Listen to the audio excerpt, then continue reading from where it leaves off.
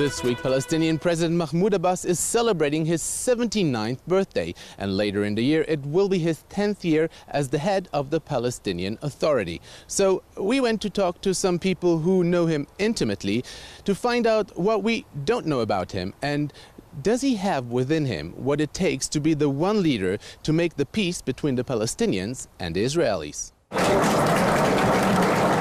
Dr. Ghassan Abdallah, the director of the Center for Applied Research and Education in Ramallah, has met Abbas for the first time when both of their families fled after the establishment of the State of Israel at a refugee camp. He is a person whom you feel relaxed to from the first time you meet, because his eyes and his face does say that he is honest.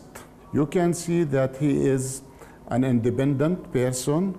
He is a reliable person, and he's a person who likes always to be straightforward and without going around here and there. He is ready to reach a peace agreement, a peace compromise, and this is not because he is a heroic person. It is because he has a clear vision of what does he want for his people. People do trust him.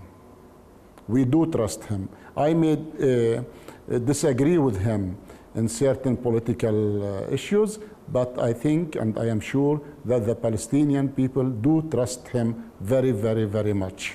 He has no personal benefits, he has no personal, let's call it, desires or aspirations. He's doing what's he doing for the destiny of his people. Shai Gal, who is one of the senior correspondents at Channel 2 News in Israel, conducted recently an in-depth expose about the leader of the Palestinian Authority. We as Israelis don't know enough about the Palestinian leader, and that's quite surprising because he's there for 9 years, and we really don't know enough about who is Abu Mazen, what does he want. He was never a terrorist, he was never involved in terror himself. And sometimes Israelis tend to, look at him as, okay, he's not a really charismatic leader, but he's controlling the Palestinian Authority for almost 10 years. And that's even longer than Arafat. So maybe he's not, the ever mighty leader that we wish he would be, but he's definitely a very serious player in the Palestinian side. I think it's going to be a big surprise if 2014 will be the year of change. There is a nice sentence they say that everybody has his red lines, and the red lines tend to disappear as once the leader are agreed to make a decision that to erase them. We're not there yet. Okay, we're definitely not there. The former Israeli Minister of Justice, Yossi Beilin, will go down in history as the man behind the famous Oslo Accords, which started the negotiations between Palestinians and Israelis back in 1993. But preceding those talks were the Beilin-Abu Mazen papers, which he personally created with Abbas at the time. The two have stayed close over the years.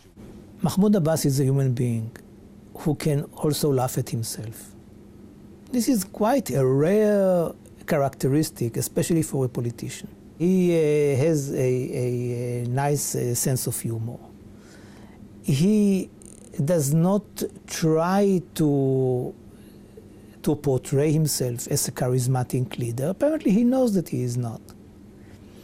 And for him, the campaign for the presidency was a kind of a shock treatment, because he was not ready for that. For Abu Mazen to run, this was not obvious. He had a rival, Mustafa Barghouti, Dr. Mustafa Barghouti, who is a very serious person, very appreciated.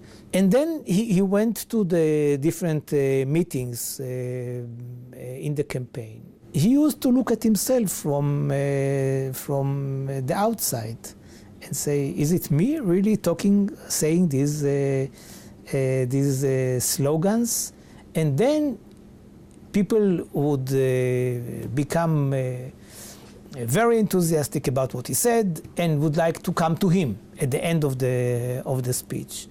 So he would tell me from time to time his echoes of these public meetings. Once he told me that there were so many people rushing at him, so that his bodyguards had to take him through the window to the car in order to protect him from his supporters. The supporters came to the car in their hundreds. So he closed the window on his finger, and his finger, this part of the finger was cut, which he was quite astonished did not hurt him so much. It was not aching. The challenge that is waiting for him at the age of 79 is not very simple. I think that Abu Mazen is able to bring his people to the moment of signing an agreement with Israel, not necessarily because he is so popular, but because the people are ready. Not a whole lot is known about Mahmoud Abbas's personal life. He is seldom seen in public with any of his family members, something that is probably very rare in the Facebook, Instagram world. He has been married for over 4 decades to Amina, and they have had 3 sons. His eldest son, Mazen Abbas, ran a building company in Doha and died in Qatar of a heart attack in 2002 at the age of 42. Abbas's nickname, Abu Mazen, is named after his son, meaning in Arabic, the father of Mazen. His second son is Yasser, who today lives in Canada and is a wealthy businessman. He was named after the former PA leader Yasser Arafat. And Abbas's youngest son is Tarek, who is working as a business executive. Abbas is also a very devoted grandfather. He is married and he has a family, and as far as I hear from people, he is very, very loyal to his family, and his children are independent, and they do not interfere in politics, they do not interfere in his work, and I understand that he has a lovely grandson that he's taking care of. And this is what Abbas's former colleague Nabil Saad, who served as the Palestinian Prime Minister, had to say about Abbas's birthday. I really wish very much that Abu Mazen succeeds in making peace to celebrate his birthday. The complexity of making peace with the Jewish state by far exceeds Abbas's personal will to be the one to sign the dotted line at the peace accords. The question now is, as he is pushing 80, will he be the one who will make that bold move which will put him down in the history books as a great leader that was bold enough to do the impossible?